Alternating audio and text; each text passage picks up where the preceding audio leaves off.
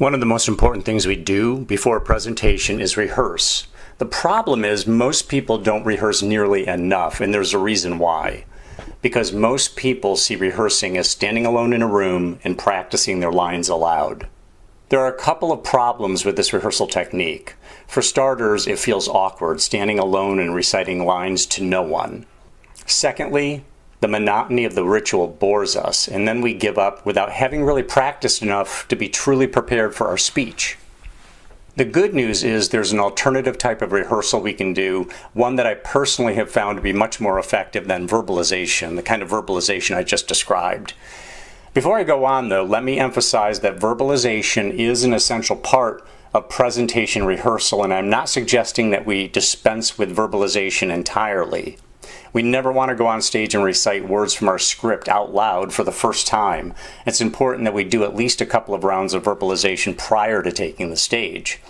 But the vast majority of the rehearsing I've always done, and I've found to be more effective, is the kind of rehearsal that takes place within one's own mind and imagination. It's a form of visualization where we actually see and hear ourselves presenting, as well as feeling the sensations we experience when doing so. The really practical thing about this type of rehearsing is that you can do it almost anywhere. Commuting to work, standing in line at the grocery store, while exercising at the gymnasium, in the shower, and so on. The opportunities go on and on. Because we can do this technique anywhere, we end up doing far more rehearsing. The important thing to remember about visualization, though, is that visualization is not strictly the act of seeing oneself or seeing something in our mind's eye.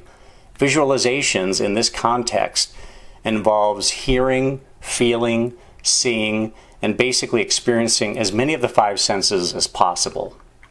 For example, we might be feeling the sensation of being on stage and moving about, or feeling the exhilaration of an audience when it's responding well to us. And yes, seeing our audience and seeing ourselves performing on stage, hopefully at a high level. Again, the most effective visualization is that which engages as many of the five senses as possible and practical. The other thing I would emphasize is that this type of rehearsal allows us to jump around to different parts of our presentation. It doesn't need to be practiced from beginning to end necessarily. We might rehearse a middle section of our presentation, or the close of the presentation, or the beginning of it.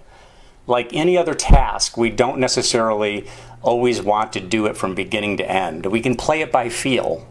By practicing different parts of the presentation in whatever sequence feels appropriate at the moment, a rehearsal becomes more engaging and interesting and effective. And then eventually the whole thing comes together. So use the power of visualization when preparing for your presentation. And as always, good luck and much success to you.